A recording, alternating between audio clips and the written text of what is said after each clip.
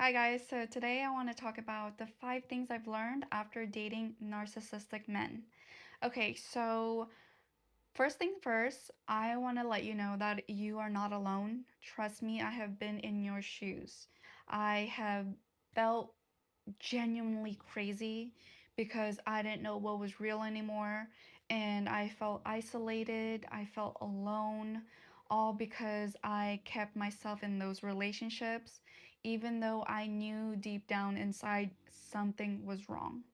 And I used to watch YouTube videos like this and hope that they would validate me, or literally anyone, hopefully, would validate me how I felt because I felt so alone.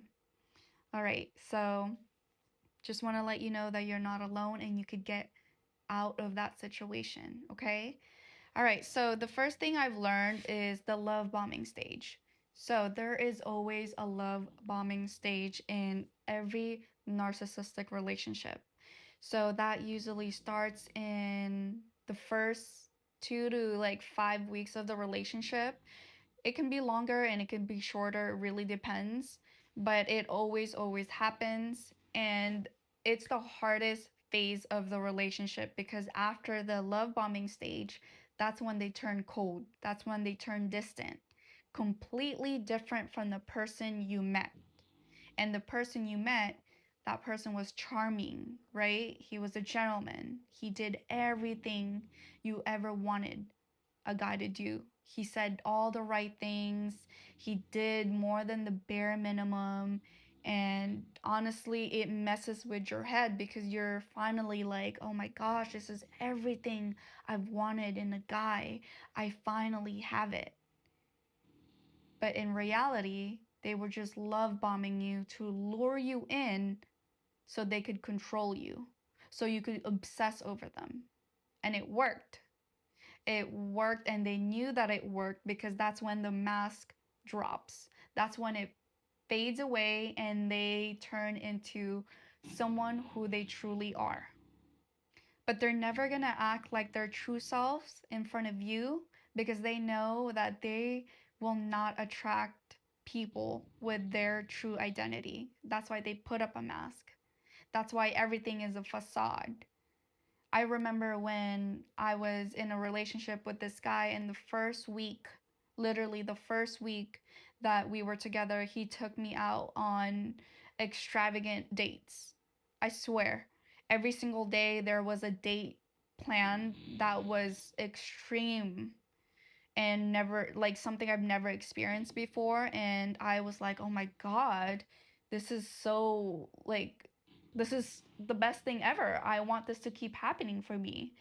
But at the same time, it ended quickly. It ended in 2 weeks, and after that, he acted distant. He acted like I didn't matter to him, and he lost interest in me, and I swear to you, I felt like complete shit because I was like, "Oh my god, is it me? Is Did I do something wrong? What did I do?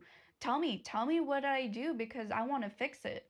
Because I want to be with you. I want to experience this every single day of my life." And that's exactly what they want you to do. They want you to chase them. They already know that they have that control over you, and that's why they are acting distant, because that whole chasing them, that's what is giving them the high that they're looking for. It's like they live for it. It's an internal conflict in your head, and you can't seem to pinpoint where it went wrong, what you did wrong, and you just keep chasing. You keep chasing that person, and it's to the point where they end up ghosting you. And it's probably because they already mentally moved on to someone else. They already moved on to someone new, or they're, you know, talking to someone else, or they're doing the same thing with someone else, and you just don't know that. But, there were signs that he was cheating on you and doing other things that you didn't like, but you didn't do anything. You brushed it off because you didn't want to add on to the fire, right? I know this to be true because I went through it.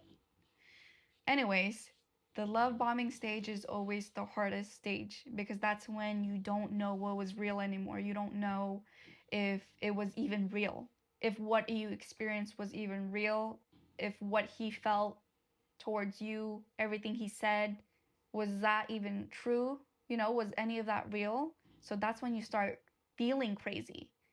You literally start feeling crazy. And you feel like you've been with him for months, for years, but in reality, it was only 2 to like 4 weeks. And it's such a roller coaster of emotions. I know, trust me. The second thing I learned is that they are never at fault, seems like. They don't take criticism well, they don't take accountability. And when you try to bring up your feelings, when you try to express yourself and what you've been feeling or thinking, they shut it down immediately by bursting out in rage and frustration and turning it into a whole argument, right? They get so angry and triggered, and then they put the blame on you. And it's like, damn, now I really can't speak up because if I do, it's going to trigger them. So let me just keep bottling up all my feelings and my emotions because if I speak up, it's going to push this person away. So let me just leave it alone. Right? That's how I felt. That's exactly what I did. And it felt so isolating.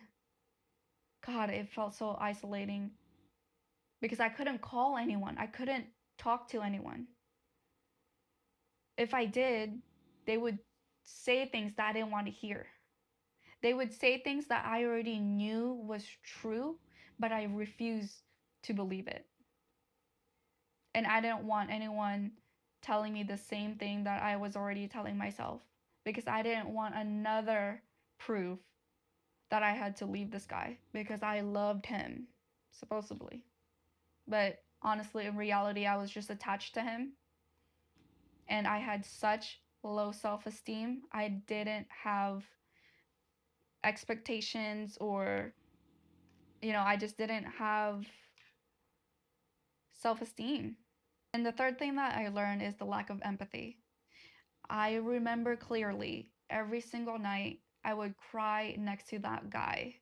I would cry next to him every single night because I was so miserable and it just felt so isolating. We would fight. We would fight all night. We would argue all night. And then I would cry in bed next to him and he wouldn't budge. He would not give a shit. He wouldn't care. And it just felt so isolating. It really felt like I didn't matter and it felt like I was invisible and what I felt just didn't matter. And majority of the time, he would turn these situations against me and attack me. So then I would start thinking, oh shit, okay, maybe it's my fault. Maybe I'm creating these problems. And if I keep creating these problems, then it's going to keep pushing him away. That was my thought process back then. And it's so sad. Looking back at it, it was just so, so sad and heartbreaking. And the fourth thing I learned is this should be number one, but they are extremely good at manipulating. It ties it back to everything I've said already. They are extremely good at manipulating. Every time you would bring up a problem, they would manipulate you into thinking that it's you. You are the problem. You caused this. You caused them to go out all night and party. You caused them to text other girls, to message other girls, to hang out with other girls. You caused them that. Right? And that was honestly the craziest experience of my life. It was such an isolating moment, but I promise you, you will find your power back. I promise you. You will get to the point in your life where no one can manipulate you anymore. Trust me, no one. I remember when it got into a point where I didn't know what was real anymore. I genuinely didn't know what was real anymore because I was manipulated so bad that I didn't know what the truth was. I was seeing something, and then he would tell me that I'm seeing something differently.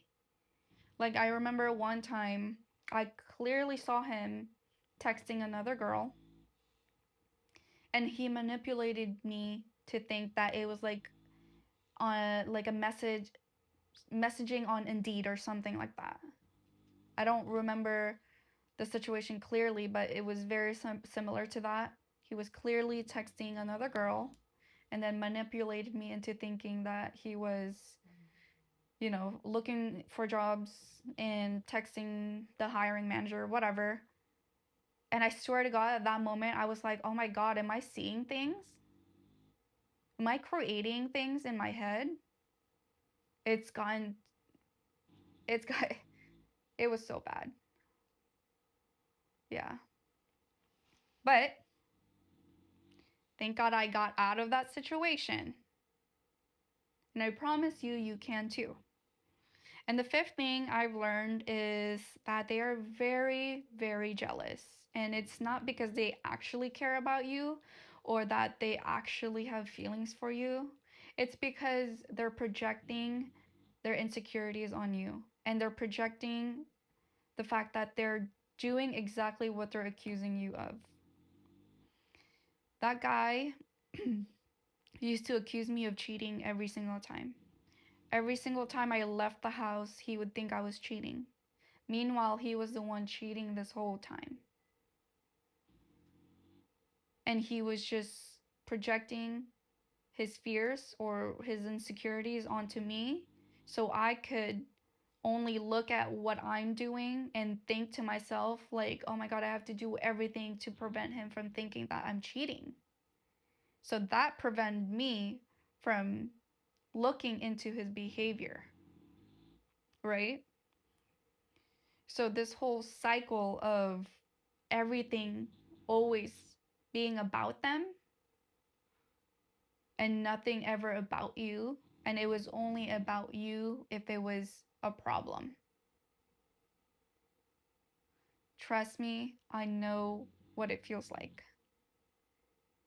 That happened about 4 years ago, 4 or 5 years ago, and now I'm in the best relationship I've ever been in, the healthiest relationship for 3 going on 4 years now. I promise you it's possible for you. It's possible. And you are not alone. Trust me, there's so many men, women, everyone going through the same thing. And it's not until you truly decide to leave that relationship because you already know deep down that that person is not good for you.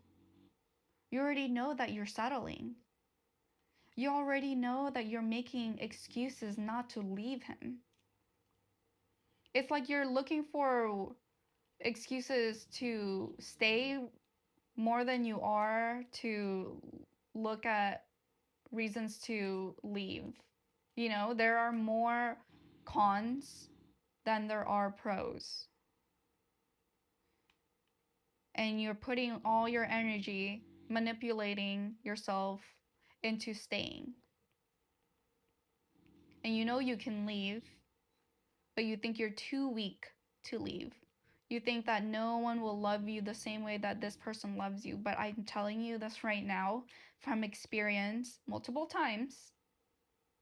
That is not the love that you deserve, and that is not the love that you have been looking for. That love starts when you start loving yourself. And that means wanting more for you. And that means not settling for less. You already know what to do. You don't need to watch another video to convince you to leave. And I know it's going to be hard because I tried it so many times. I had to leave about 3 to 4 times in that relationship because he kept he kept trying to get me back. And that was the only time he would give me attention, and that's why I kept going back. Because I would think, "Oh my god, he finally gives me attention. He actually cares, right? He's chasing me, so he actually cares." But no, they just want to control you again. That's the real reason why they want you back. They couldn't get anyone else. All right? I hope this video helped you. And I promise you, it will get better. It will get better only if you do something about it, only if you change. And it doesn't have to be a drastic change, it can be little steps towards that big goal of yours to leave. Okay? Hopefully, this helped. And I will post more videos about this because honestly, I really want to help those. I have been in that situation and I want to help you out of it. All right? Bye, guys.